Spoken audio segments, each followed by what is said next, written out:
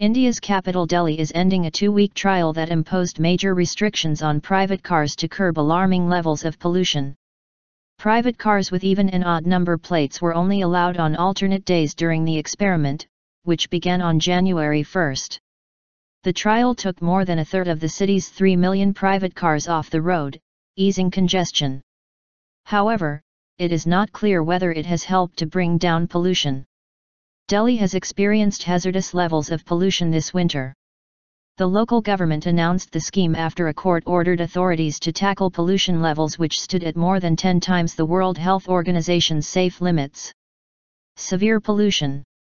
Authorities said the trial had resulted in a more than 50% drop in air pollution primarily caused by vehicular traffic. The government will hold a review meeting on Monday to debate whether the measures can be enforced in a second phase.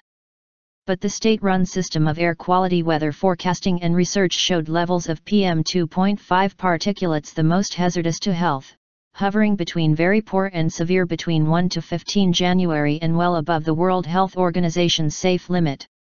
Environmentalists attributed the continuing pollution to low winds and a fall in daytime temperatures.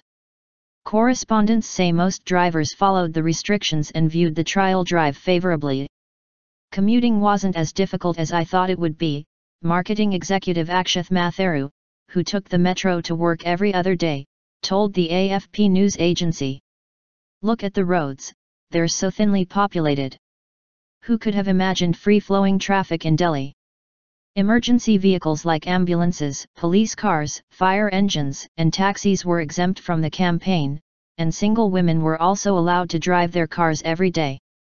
The government hired private buses to provide shuttle services. Schools were shut during the trials so their buses could also be used as public transport. Traffic policemen and several thousand volunteers checked cars at intersections and violators were fined 2,000 rupees, $30, £20, and asked to return. Environmental activists welcomed the decision, saying the situation is so grim that urgent drastic steps are needed. New car sales are soaring in India, with 1,400 extra cars taking to the capital's streets every day.